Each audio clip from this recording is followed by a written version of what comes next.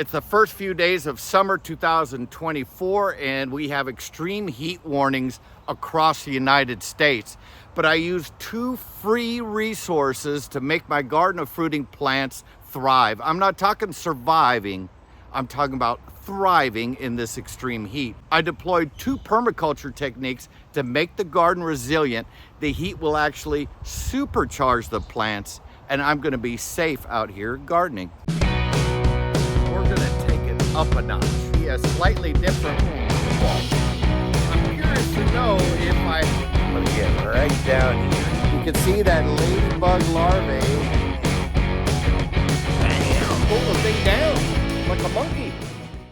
Let me add some quick context. Do be careful in being outdoors in extreme heat.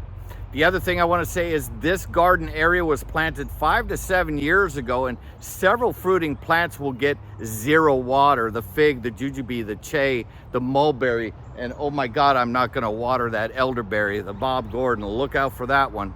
So how do these fruiting plants become drought tolerant and so large in 5 to 7 years? Let me explain.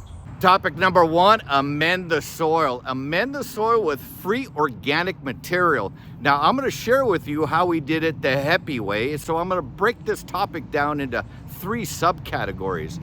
I'm going to explain why amending the soil with organic material is so valuable. I'm going to share with you what organic material I use here in Maryland and other resources that are available for free across the country, and how I amended the soil. Let's get at it. So why amend the soil? It allows for a huge amount, much more water retention. So when I'm watering young fruit trees or fruiting shrub, just get a nice saturation. So you're going to use less water if you do water. If there's going to be rainfall, that rainfall is going to be more impactful. Amended soil is well draining, so I reduce the risk of overwatering the plants. Also, organic material develops excellent soil health. Earthworms, fungus, microbes break down the cellulose that's in your organic material, and that puts nutrients back into the soil. In fact, this year, I stopped fertilizing my plants. Just like the biggest, strongest fruiting plants don't get any water, so I don't supercharge them, I stopped fertilizing them because it's just too much growth. Finally, healthy soil encourages these plants to grow fast and healthy. So I get more fruit, I reduce the risk of disease. It's just simply a win-win situation. So what organic material do I use? Here in Maryland, and I would argue across much of this country, it's wood chips. I use literally a tons of wood chips integrated into the soil before planting a fruit tree. In the picture, that area is right down in there. All of that material, just from that load, went into amending the soil. That's the reason I got these nuclear plants, and you can do it too. Do keep in mind, you're not amending the soil with fresh wood chips. That wood chip has to decompose. In the Southwest desert community, I used to use debris from horse corrals. Now, I focus on the hay and alfalfa, and I use as little poo as possible. But in that desert community, there was tons of horse corrals, and what's left over is hay and alfalfa that the corral owners are actually going to get rid of and dump. So I show up and get that free organic soil amendment and incorporated that into the desert sand, supercharged the plants. Also across the country, I've seen where you can get free black compost soil. Now, I know down in San Diego County, it's free to residents. You just show up with pails or a pickup truck and you can shovel it in. I don't know if it's available for commercial activities, but certainly for residents. Here in Maryland, I know they do a thing once or twice a year. I think in spring, it's free. So they do all the work for you and you just go pick it up and shazam, you get to water less, you get healthier trees, blah, blah, blah.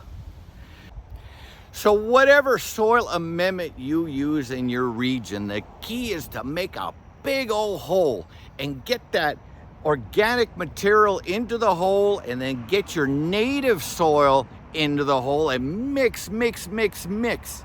So here in Maryland, I'm gonna do maybe 50% wood chips to our really gnarly clay soil. It depends on what part. This is 2 acres and there's really 3 soil zones in this area. There's a fantastic soil zone up there and a bad one up there. So even on the 2 acres, it's gonna be a different ratio. If I'm in the Southwest and it's pure sand, then I've got a high 70% organic material. It's also a lot of hay and alfalfa. That's like harmless. So you may say, why am I gonna make a big giant hole? Why am I gonna go through all of that work? My answer is it's an investment. For the rest of my life and the rest of that tree's life, I don't have to water it as much. And later I won't have to water it at all. Tons of work up front for long-term gain, just like a good investment. So it's 93 degrees, it's 3 o'clock in the afternoon, and this is a great segue into the last topic, and that's our use of native trees and incorporating native trees into our permaculture arrangement here. I use native trees in 3 fundamentally different ways. I use native trees to carve out a safe space. This is my messy gardening table. It's under a black walnut. This is my cleaner working table. It's under a sweet gum. Another scenario number 2, is I use a native tree to act as a shield, a sunscreen for a newly planted fruiting tree or shrub. In the background here you see an oak tree, and you probably can't see, but there's another sweet gum tree. The oak tree was protecting a newly planted years ago, a newly planted American plum, and the sweet gum was protecting a newly planted Chickasaw plum. Well, the American plum, Chickasaw plum, they're doing absolutely fantastic, so I just keep pruning these native trees further back. Around this nectarine tree, I have a sweet gum tree, and that sweet gum tree was pruned, so it's got a couple of arms that are growing over that nectarine tree. Now, I needed that for the first couple of years. We're going on to year 3 of that nectarine tree. It's absolutely thriving. So I need to now prune back the branches from the sweet gum to give more sunlight to the fruiting tree. That's the evidence of the exploding growth. There is a point where you prune a native tree to be so small, they sort of peter out on their own. Keep pruning it, and it finally just goes like, enough is enough, and it sort of just rots out on its own, which, you know, it is what it is. The third way I use a native tree is, the example is this black walnut, and in the background there is a poplar. I actually, on this property, I have a total of 3 gigantic poplars. Now, I'm not going to remove this black walnut. I'm not removing the poplar. What I did is just kind of worked with them. Along this row, along this fence here that's heavily shaded, I have native fruiting plants that tolerate high shade, and more specifically, native fruiting plants that tolerate the black walnut. You got to do a little more reading about the jungjing or something that comes from black walnut. It has an effect on many fruiting plants, many plants period, but quite a few tolerate it.